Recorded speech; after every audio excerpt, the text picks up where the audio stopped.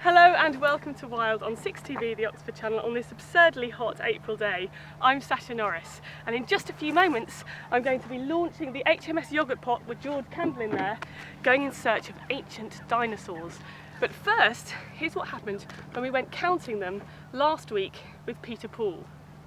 So we're always walking along through a new location on Wild, and today I feel like you're always following me around, Scott. In some wood or other. Today we're in early April and we are with Peter Poole, who nips out from work once a year from the Culham laboratories, nips out and does a heron survey. Is that right, Peter? That's right. So we're now going to find ourselves some herons.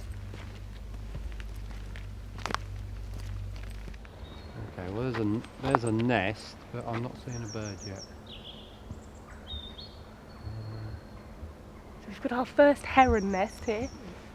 You see the darkish lump I up can, there, in the cherry tree. twiggy lumps up there, yeah. That's a very tall cherry tree in Blossom, isn't and it? you notice how the nests are right at the very top of it? Yeah. Right on the top. So we were just hearing You don't want me to describe them, do you? greatest spotted woodpecker. I would like. This is great. I'm not. No. We would like. The viewers would like you to describe it. Well, this is a great spot. Okay, it's not going to do it now, but it was the drumming of a woodpecker. And I hear lesser spots so infrequently that it's one you're not familiar with. And they use that drumming, actually tapping on wood with their beak, as a territory thing. as a sexual display to say, yeah. Get out of my territory, and also to females to come in. A bit like a blackbird singing. Yeah, and we also heard a green woodpecker just now. We're supposed to be here for herons, but sort of, it's difficult to... That was a terrible impression. I apologise to all professional ornithologists watching. Right, come on, where are these herons? Well, I don't know, maybe there.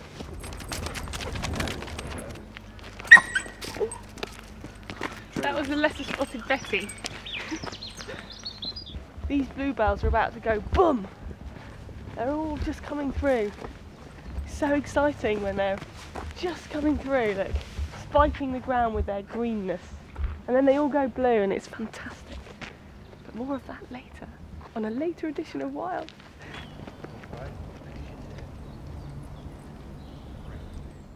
Stanton Harcourt, we're going to get some herons. Heron ringing. We're going heron ringing. Which I'm really excited about. We have to row across a small lake in a very small boat. And Scott is going to have to wait behind while... Oh, there you go, it's true, there's only 2 allowed in the boat. But we're going to come and get you. Okay. Look, I don't know if you can see this. This is my bum. And in there is a baby. It's mid-April, the birds are in full chirrup with their nestlings bouncing out of the nests all over the place. Everything being fed, everything flowering, and I am with child. I don't know if you wanted to know that. I mean, you got yourself knocked up. Don't you move. Don't listen to him.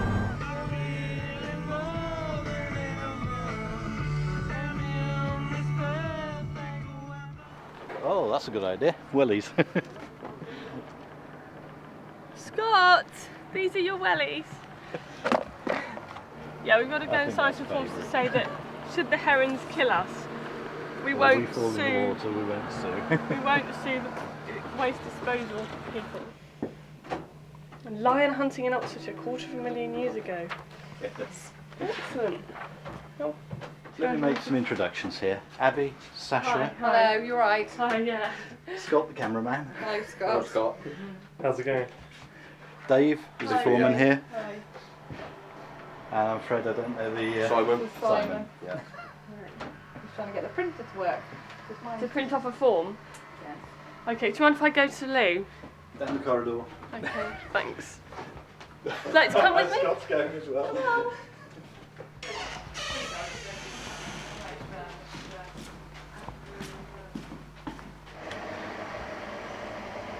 And we tend to go over there and occasionally take students, PhD students, whatever, with us.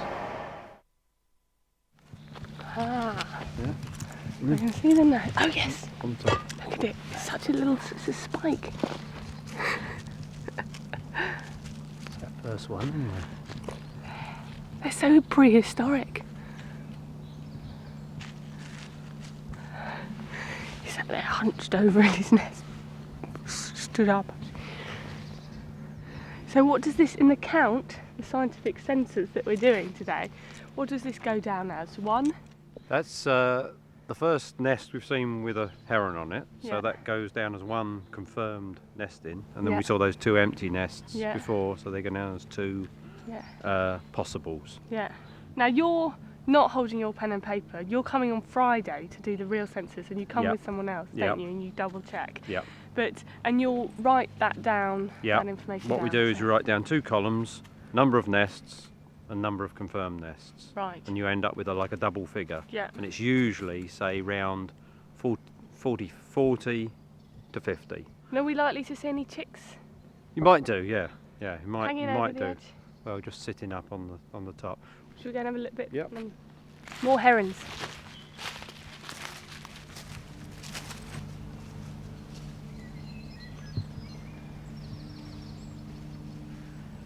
Right into the sun it is.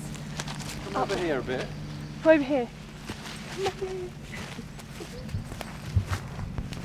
The adult and the chick up there. Aren't they funny? I love them. In fact, there's probably 2. I think there's 2 chicks. Yeah, there's 2. Yeah, there's 2 chicks. Chick, See chick, them? chick, chick, chick. That's the Yeah, young the one. youngsters, Yeah. What are they saying? Give me food. Mum. There were 2 hungry herons up there, heron chicks. There's one, very repetitive. And there's another one that's sort of trying to be heard as well. It's sister or brother. And when they are fishing in the river, Yeah. they wade, don't they? Mhm. And watch the water. Mhm. And then so In the they shallow need water. They need shallow water. Yeah. Yeah. They don't do so well when we've lost the nice banks, No. the gentle sloping, and created. Or when it's frozen. Yeah. Hi. Hi. You can have my stereo, Scott, and my car. All right. What about your house? You can have my car, not my house. Woo! The dogs get the house. A few moments ago it was funny. Is it?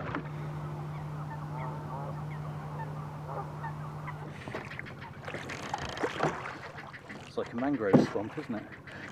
It's really magical actually. We were joking and sort of we were going across, but just waiting here for you, I remembered why. I've been here before, as Yeah. you know, just the once, and it was one of those things that I really wanted to do on Wild. I really wanted the viewers to come here, and I remember why. It's so magical, just sitting here. You feel like you're in a lost world, and just a feeling of peace and otherworldliness, really. Yeah. But it's the herons that are the best bit. We haven't even done that yet. Well, we're here. It is like a mangrove swamp. And they all... There was a female Canada goose sat on a nest just through here. And unfortunately she's got up and gone off. But because it's a very warm day, I think her eggs will be safe if we just move away as quickly as we can. But I want you to just get a quick shot of the eggs. They're a beautiful little nest, you know. You feel like lying down in it yourself. Snuggling up.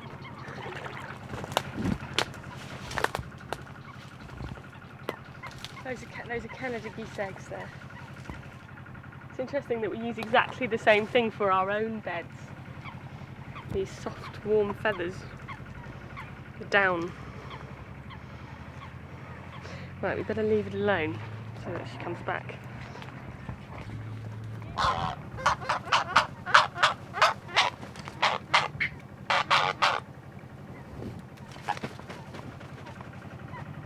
Herons are quite interesting because they used to be eaten quite regularly. They were caught and roasted and considered a delicacy. And like swans, herons used to be crown birds. They used to belong to the king or queen and not be able to be caught or eaten by anyone else. But there are some interesting folklores as well about herons. Like herons are so good at fishing that it was thought that if you sort of smeared your fishing rod with the oil of a heron or the bone marrow of a heron, then you'd be better at catching your fish. But actually herons don't have any bone marrow, their bones are hollow like most birds, so that they're lighter for flying. So that's one myth that's definitely a myth. But now what's George up to? We better help George. Do we have to be quiet around the nest, George? Not particularly. The adults will move away. Yeah. The young aren't going anywhere. Okay, good. Right. But I'll we go obviously don't want to spend more time out here than we have to. No, okay. But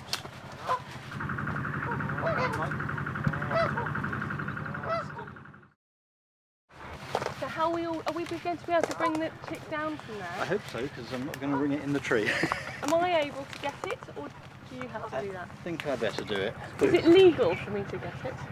Have you got a ringing permit? Not for herons, for sparrows. No, your specific sea wouldn't cover you on this. No. Okay. However, I will let you hold one.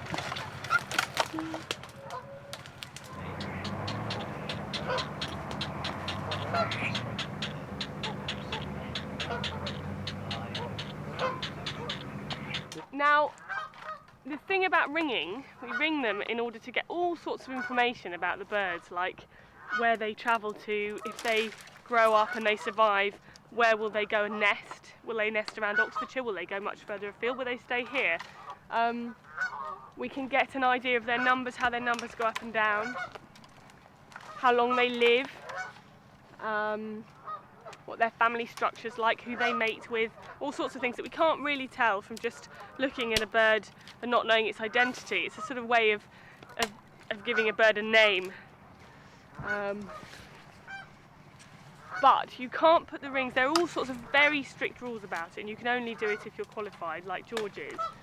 And you can only do it when the birds are a particular age, because they have to grow to a certain level until their legs are strong enough and it won't slip off their claw. Oh, hello little babies. Oh. They're tiny, Sash. Are they? Yeah, Much too small. far too small to do anything. One of them's only been hatched a few days. Can we have a look at one? George is just going through the technical process of grabbing the bird and putting it in a plastic bag now. Go on. Get in there. 4, 5, 6, 7, 8. There's 8 just in that one tree. 8 nests in one tree. Yeah. So why do they all choose to nest so close together? I think it's a protection thing. I think a lot of birds nest in colonies. And they give each other protection. So if one spots a predator, then the others will. And of course, this is again, as I was saying before, this near the river. It's a good food source locally. Yeah. So it's good, not good Yeah. place. Yeah. There's It's secure. easy It's off the access to ground. It's off the ground. shops. Easy access to the shops for the Yeah. fish. Yeah. Yeah. So Pete, we found a spot in the sunshine, It's nice. and we found a lot of herons, haven't Yeah. we? How many nests? Well, I'm not doing a proper count today, but there's at least 20 just up in this little group here, and I guess we've had 15 or 20 probably on the way Yeah, through. yeah. Yeah, all the scattered around ones. So at least 40. So when I do the proper count, it's probably a few more a bit further down that way.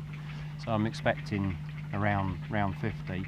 And the good thing is I notice quite a lot of the nests have had at least 2 chicks in, Yeah. which has been really good. Yeah, So, is that good? Yeah, and there's still a couple that probably haven't hatched. That one we saw on that small nest, the bird was still sat right down, so they're probably not hatched yet. So, don't know. The number of herons in this area, has that increased or decreased, or is that bad? This site, I've been doing this survey here for 9 years. I followed on from somebody else who'd done it for 30 years before that.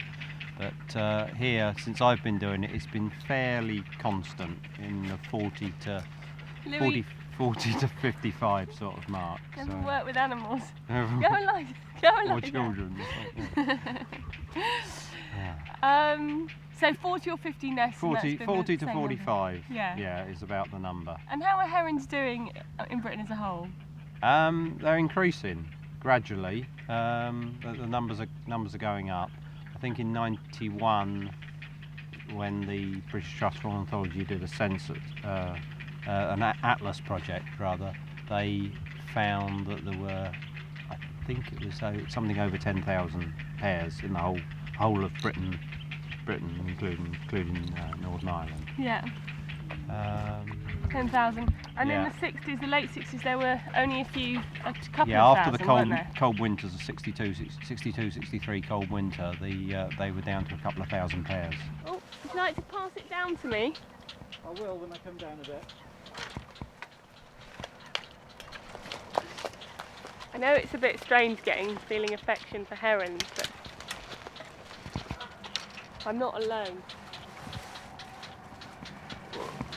I'm feeling slightly partial to them also.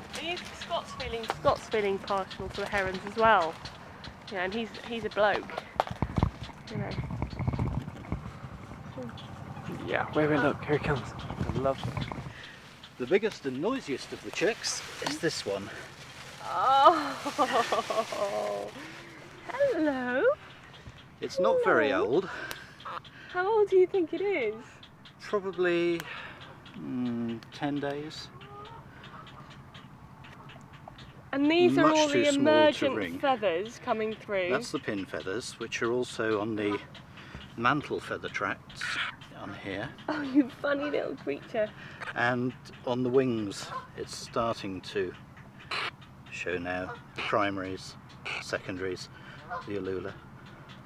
Now the parents are not making a fuss, they're not coming down and attacking us, which they might, are No, they? the parents are somewhere else entirely, Feeding, looking for food. looking for food. This one's actually got a food in its crop, Yes, you can see that, the crop's bulging there. And he's got his full of and he's quite likely to bring it up or send it through the other end as well. what at the moment, because he's sort of a bit anxious. Well, whenever you handle them, that tends to be one of their defence mechanisms. And look at those enormous feet, which later on will be used for wading around in the shallow water and going fishing. They're They also have fantastic, this aren't they? incredible dagger beak, which It's- will grow longer and longer, of course. Yes, I mean, it'll probably get sort of that long, won't it? Yes, about 6 inches or more. 6 inches long. I mean, they're very big birds, herons, aren't they, when they're Yes. actually fully grown? There are 4 in the nest. This is about the eldest. The youngest one is only a day or 2 old. Hello. Hello, you. Funny. Hello. Careful. They can still stab at this age.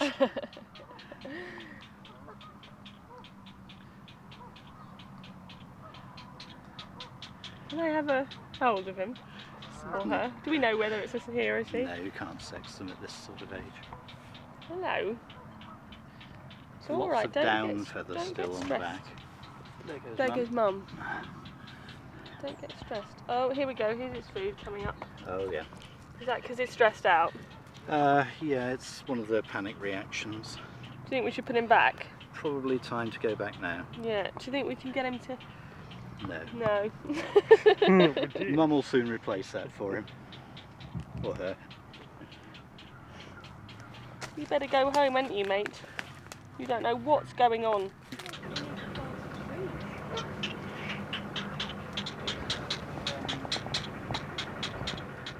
I'm getting a bit dopey sitting here. It's so beautiful in the sunshine, isn't it? You've got to go back to work though. I'm afraid so, yeah. You pop out from your work and come and do the census and go back. Yep. Why do you do it? Obviously it's a voluntary job. Yeah, it's just a voluntary thing. I enjoy watching the herons.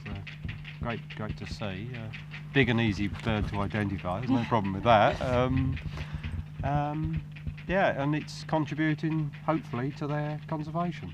But if they're people the want main- to get they're the involved, main they can count their own herons, or they can count birds certainly. Yeah. By contacting the BTO and by getting involved in things like the Big BTOs, Garden yeah. Bird Watch, and Yeah. they can watch the birds in their own garden and see how those numbers are doing. So. Probably herons if Yeah. they've got a fish pond. Well- They get not too popular with some people because of that. Right, but thank you very much for taking us out and showing us Yeah. your herons. Thank you. And we're going to stay and watch some herons a bit. So. Okay. Enjoy.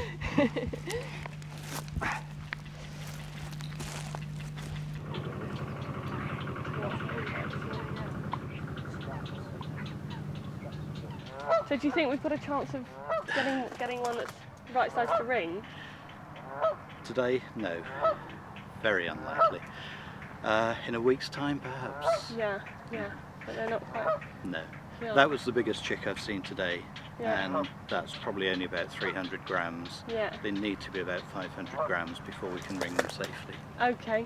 All right. Well, so we're gonna leave them in peace because the parents are coming in and trying to feed, aren't They they? are, And noticing so- us and thinking, ooh. So we'll. Thank you very much for bringing us. It's a pleasure. Uh, I hope the viewers enjoy it. Yeah. And what would you? I mean, I was trying to explain what the main reasons for ringing them. Why do you do this? Basically, the rings, because they're individually numbered, allow a dead bird or a captured bird to be identified individually, and the information is fed into the BTO, the Central British Trust for Ornithology, who hold the ringing bank, data bank. From there we can find out where the bird came from, where the bird's been, and how long they can live. Have you got Herons a ring are to just particularly show people? long-lived. We didn't Yes. put a ring on. We should have. I've lost them. There. So that's a ring. So if you ever find any bird at all, not just a heron, with a ring like that on it, then they can contact the British Trust for Ornithology. Is that right? Yes, or anybody that you know in your local birding world. That's sort of interested in birds that Yeah. will know what to do. And then that information, any information they can get, like where they found the bird, well, obviously what kind of bird it was, ideally. What happened to it. What happened to it, yeah. It's all good information, and it all helps to build up the picture of what the birds are doing. But, I mean, people often say to me, don't these rings cause them any difficulties? You know, you're putting something artificial onto a leg. Yeah. But if you look at a willow warbler, it's about that big a bird, and it's about 7 grams when it's in good condition. And it takes its ring to Africa and back.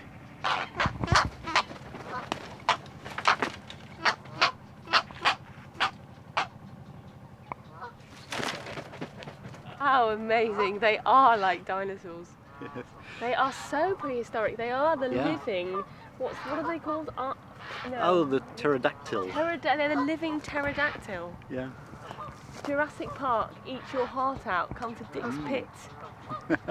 Now look, we better go, hadn't we? We had. We've I've been given you here back your ring. Fair amount of time. They're clicking, chattering away at us. Parents are arriving back with their dagger bills, looking at us daggers. So we've got to go.